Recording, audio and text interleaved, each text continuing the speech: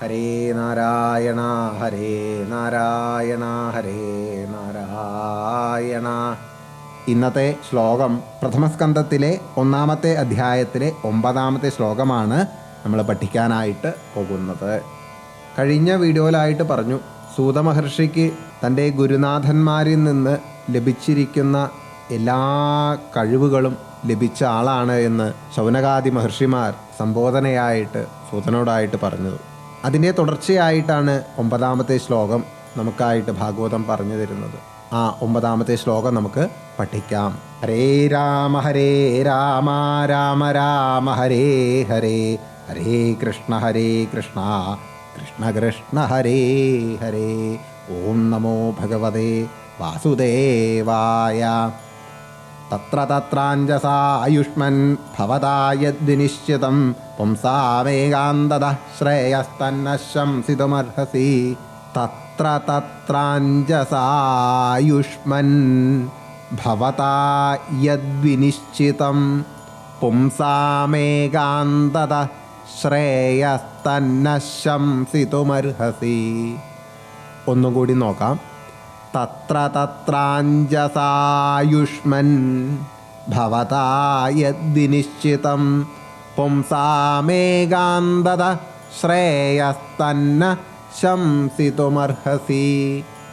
ഈ ശ്ലോകത്തിൻ്റെ അന്വയം പദം ആയിട്ട് നോക്കാം. ആയുഷ്മൻ തത്ര തത്ര പുംസാം ഏകാന്തതഃ ശ്രേയഃ ഭവതാ വിനിശ്ചിതം യത് തത് നഃ അഞ്ജസാ ശംസിതും അർഹസി. ഒന്നുകൂടി നോക്കാം. ആയുഷ്മൻ തത്ര തത്ര പുംസാം ഏകാന്തതഃ ശ്രേയഃ ഭവതാ വിനിശ്ചിതം യത് തത് നഃ അഞ്ജസാ ശംസിതും അർഹസി. ഇനി നമുക്ക് ഇതിൻ്റെ അന്വയത്തിൻ്റെ അർത്ഥം നോക്കാം. ആയുഷ്മൻ, ഹേ ദീർഘായുസ്സുള്ള സൂത. തത്ര തത്ര, അതാതിൽ. പുംസാം, പുമാന്മാർക്ക്. ഏകാന്തതഃ, നാശമില്ലാത്തതായ. ശ്രേയഃ, ശ്രേയസ്സിനുള്ള സാധനം. ഭവതാ, ഭവാനാൽ. വിനിശ്ചിതം, നിശ്ചയിക്കപ്പെട്ടു. യത്, യാതൊന്നോ. തത്, അതു. നഃ, ഞങ്ങളോട്. അഞ്ജസ, പരമാർത്ഥമായിട്ടു. ശംസിതും, പറയുവാനായിക്കൊണ്ട്. അർഹിക്കുന്നു, അർഹസി, അർഹിക്കുന്നു. അതായത് ഇവിടെ ദീർഘായുസ്സുള്ള സംബോധന ചെയ്യുക. ഹേ ആയുഷ്മൻ, ആയുഷ്മാൻ, ധാരാളം ദീർഘായുസ്സുള്ളവനായ സൂത. ഇവിടെ ഒരു അനുഗ്രഹമായിട്ട് പോലും സൂചിപ്പിക്കുന്നുണ്ട്, ഈ വ്യാഖ്യാനിക്കപ്പെടാറുണ്ട്.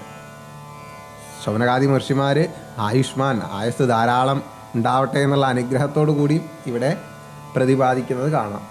ഇനി നമുക്ക് ഈ ശ്ലോകത്തിൻ്റെ സാരം നോക്കാം.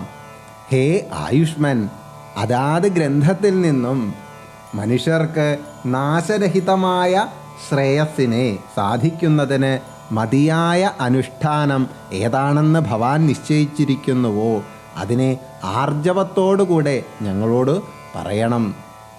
ഇവിടെ വക്താവായിരിക്കുന്ന സൂതന് ദീർഘായുസ്സിനെ അനുഗ്രഹദ്വാര നൽകിയിരിക്കുന്നുവെന്നാണ് ആയുഷ്മൻ എന്ന സംബോധനയുടെ അഭിപ്രായമായിട്ട് പറയുന്നത്. എല്ലാ ഗ്രന്ഥങ്ങളിൽ നിന്ന് അതിൻ്റെ ഉള്ളിലുള്ള സൂക്ഷ്മമായിരിക്കുന്ന രഹസ്യത്തെ അറിയുന്ന ആളാണ് ആര്? സൂതൻ. അങ്ങനെയുള്ള അങ്ങ് തീർച്ചയായിട്ടും അത്തരത്തിലുള്ള ആ പരമമായിരിക്കുന്ന തത്വങ്ങൾ പൂർണ്ണാർത്ഥത്തിൽ ഞങ്ങൾക്കായിട്ട് പറഞ്ഞു തരണമെന്ന് സൂചിപ്പിക്കുന്നതാണ് ഈ ശ്ലോകത്തിൻ്റെ അർത്ഥം. തുടർന്നുള്ള ശ്ലോകങ്ങളുടെ അർത്ഥം നമുക്ക് അടുത്ത വീഡിയോയിലായിട്ട് നോക്കാം. ഇവിടെ പറയുന്ന ഓരോ ശ്ലോകങ്ങളും 5 or 6 ആവർത്തി അത് പഠിക്കാനായിട്ട് ശ്രമിക്കുക. അപ്പോൾ തീർച്ചയായിട്ടും ഇങ്ങനെ ഓരോന്നായിട്ട് നമ്മൾ ശ്രദ്ധിച്ച് സൂക്ഷ്മതയോടുകൂടി പഠിക്കുമ്പോൾ തീർച്ചയായിട്ടും ഭാഗവതം പാരായണം ചെയ്യുമ്പോൾ സുഖകരമായിട്ട് ഭാഗവതം പാരായണം ചെയ്യാനായിട്ട് എല്ലാവർക്കും സാധിക്കും. അപ്പോൾ അതിനായിട്ട് എല്ലാവരും പരിശ്രമിക്കുക. ഇവിടെ ശ്ലോകത്തിൽ ആദ്യം പറഞ്ഞു, തത്ര തത്രാഞ്ജസായുഷ്മൻ. കണ്ടോ, അത്രയും ദീർഘമുണ്ട് അവിടെ, 3 മാത്രയോളം ദീർഘം വരുന്നുണ്ട്. തത്ര തത്രാഞ്ജസായുഷ്മൻ ഭവതാ യദ്വിനിശ്ചിതം. യദ്വിനിശ്ചിതം അവിടെയൊക്കെ ശ്രദ്ധിക്കേണ്ട ഭാഗങ്ങളാണ്. പുംസാം ഏകാന്തതഃ ശ്രേയസ്തന്ന ശംസിതുമർഹതി. ഈ വിസർഗമുള്ള ഇടത്ത് കൂട്ടി എഴുതുമ്പോൾ അവിടെ 2 ശായായിട്ട് വരും. അങ്ങനെ വരുന്ന ഭാഗങ്ങൾ എങ്ങനെയാണ് പാരായണം ചെയ്യേണ്ടത്? ശ്രേയസ്തന്ന ശംസിതു. ആ 2 ശാ വരുന്നിടത്ത് അവിടെ വിസർഗം ഒഴിവാക്കിക്കൊണ്ട് ഒന്നിച്ചായിട്ടായിരിക്കും ചിലപ്പം ഭാഗവതത്തിൽ നമ്മുടെ പുസ്തകത്തിലൊക്കെ ഒന്നിച്ചെഴുതും. അപ്പോൾ പദങ്ങൾ ഒന്നിച്ചെഴുതുമ്പോൾ അവിടെ പാരായണം ചെയ്യുമ്പോൾ അവിടെ സാധാരണമാതിരി ഷാന്ന് മാത്രം പോരാ, 2 ഷാ വരുന്ന സ്ഥലം ഉണ്ടാവും. അവിടെ വിസർഗത്തിന് പകരം 2 ഷായായിട്ടും അവിടെ കാണാം. അങ്ങനെ വരുന്ന ഭാഗങ്ങളിലെല്ലാം എങ്ങനെയാണ് പാരായണം ചെയ്യുന്നത്? ഒന്ന് ഉറപ്പോടുകൂടി പാരായണം ചെയ്യണം. എങ്ങനെയത്? തന്നെ അവിടെ മുറിച്ച് കഴിഞ്ഞാൽ 2 വിസർഗം ഇട്ട് അവിടെ മുറിക്കുക. ശംസിതു അത് സാധാരണ മര്യാദ. അതല്ല ഒന്നിച്ചാണെങ്കിലോ ശ്രേയസ്തന്ന ശംസിതുമർഹസി. ശംസിതു അർഹതി. 2 ശാ വരും. വിസർഗം ഒഴിവാക്കിക്കൊണ്ട് വരുന്ന പദങ്ങൾ ഉറപ്പിച്ച് ഒന്നുകൂടി ശക്തി കൊടുത്തുകൊണ്ട് വേണം ആ അക്ഷരങ്ങൾ ഉച്ചരിക്കാൻ. ഇങ്ങനെയുള്ള ഭാഗങ്ങളൊക്കെ ഒന്ന് ശ്രദ്ധിച്ച് വായിക്കാനായിട്ട് ശ്രമിക്കുക. എന്തായാലും തുടർന്നുള്ള ഭാഗങ്ങൾ നമുക്ക് അടുത്ത വീഡിയോയിലായിട്ട് നോക്കാം. നിങ്ങളുടെ വിലയേറിയ അഭിപ്രായങ്ങളും നിർദ്ദേശങ്ങളുമെല്ലാം കമൻ്റായിട്ട് രേഖപ്പെടുത്തുക. സംശയങ്ങളൊക്കെ ഉണ്ടെങ്കിൽ തീർച്ചയായിട്ടും കമൻ്റായിട്ട് രേഖപ്പെടുത്തണം.